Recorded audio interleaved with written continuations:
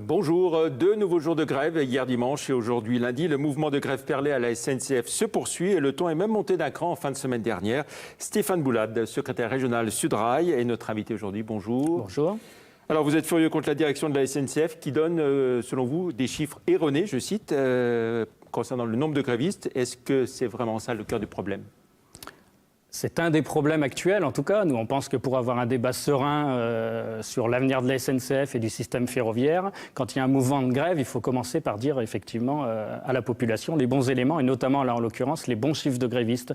Donc on constate que la direction SNCF a divisé par deux les chiffres de grévistes annoncés publiquement la semaine dernière. Elle est en train de le refaire cette semaine. Partout où on a accès aux chiffres, on constate un décalage énorme avec les chiffres annoncés par la direction SNCF. Donc c'est comme pour les manifestations, il faut prendre le chiffre de la direction, le chiffre des organisations syndicales, on additionne les deux, on divise par deux pour avoir le bon chiffre ? Écoutez, nous, on pense que les chiffres sur lesquels on communique, c'est des chiffres vérifiés qu'on a notés dans les établissements. Et donc, on vous invite plutôt à prendre en compte ceux des organisations syndicales. Alors, quelle est la situation aujourd'hui, ici à Lyon, dans la région mouvement encore plus suivi qu'au niveau national ? Alors, le mouvement est très suivi sur la région, mais également au niveau national. On a des pourcentages de grévistes très élevés, au-delà de 60%.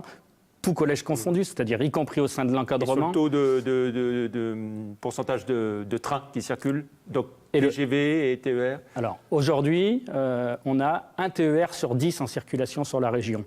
Donc très peu de trafic réalisé aujourd'hui. Au niveau national, on annonce 1 sur 3. La direction annonce un TER sur 3. Probablement que dans la réalité, là aussi, c'est beaucoup moins. Et côté TGV ? Et côté TGV, très forte perturbation. Par exemple, hier dimanche matin, il n'y a qu'un TGV qui a circulé entre Lyon et Paris, le 9h04, alors qu'il y en a toutes les heures normalement. Alors, vous criez à la privatisation de la SNCF. Pourtant, rien de tel n'est prévu dans les projets du gouvernement. Si, la SNCF veut changer le statut juridique de l'entreprise publique SNCF pour passer en société anonyme. Nous, on pense que derrière, c'est évidemment une augmentation de capital et une ouverture du capital qui aura lieu. Et assez rapidement, l'État pourra devenir minoritaire. C'est ce qui s'est passé à GDF notamment. Oui, mais ce statut de société anonyme capitaux publics, c'est celui de la Poste. C'est une réforme qu'avait fait un gouvernement de gauche, avec Paul Quillès. La Poste est toujours une entreprise publique. Oui, il y a des entreprises... 25 ans après. Il y a des entreprises qui ont pu rester publiques. Pour autant, le service, depuis l'organisation sous ce statut juridique, a beaucoup évolué et pas en bien. À la fois les usagers ou les salariés de la Poste le disent. On ne veut surtout pas vivre l'exemple de la Poste ou de GDF à la SNCF. Mais la Poste est bien restée une entreprise publique. GDF n'est pas restée une entreprise publique, oui. Pourquoi la SNCF perdrait-elle tous les marchés mis en concurrence ? On sait qu'en Allemagne, par exemple, la Bundesbahn décroche pratiquement 60% des marchés en concurrence. Nous, la vraie question qu'on pose, c'est est-ce que demain, le chemin de fer et le ferroviaire ira mieux si on ouvre à la concurrence ? Et quand on regarde ce qui se passe à l'étranger, là où ça a été ouvert à la concurrence, ça a été un fiasco chez les Britanniques. Le modèle anglais, aujourd'hui, il demande à la population de renationaliser le rail en Angleterre. Quand on regarde en Allemagne, qu'on nous cite souvent en exemple, le prix des billets a explosé pour les usagers allemands. Il y a un exemple qui est intéressant, c'est en Suisse, mais on fonctionne sur une situation de monopole en Suisse. Donc on peut ouvrir à la concurrence, mais au final, si c'est une situation de monopole, on ne parle pas de la même chose.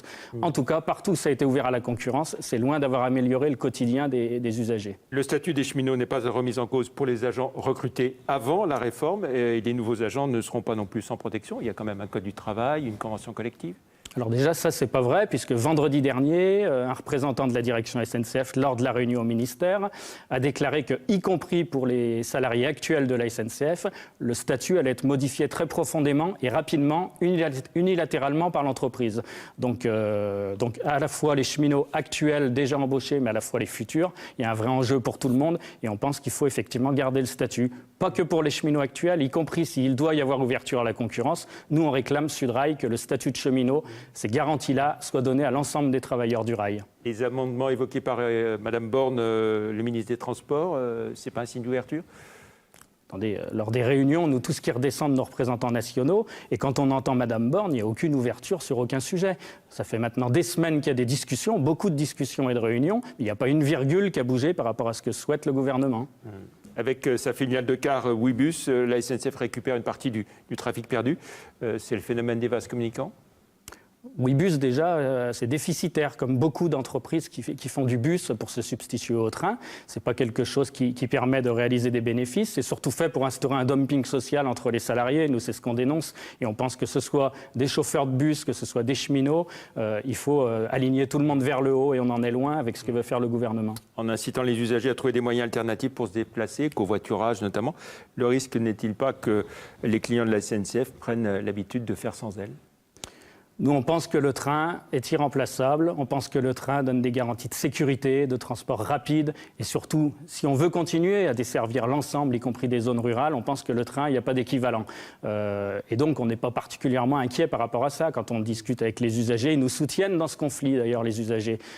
Pas que pour garder le statut des cheminots, parce qu'ils voient bien les orientations qui sont voulues. Ils sont favorables à la mise en concurrence, quand même, les Français. Nous, ce n'est pas ce qu'ils nous disent. Quand on rencontre les usagers, ils nous soutiennent vraiment dans notre démarche. Pourtant, c'est ce qu'ils disent. Certains sondages, oui, nous on pense que beaucoup de sondages sont orientés, en tout cas ça ne correspond pas à la réalité de ce qu'on entend de la part des usagers avec qui on est au quotidien. Merci Stéphane Boulade d'être venu dans l'invité de la rédaction. Bonne journée, merci, au revoir.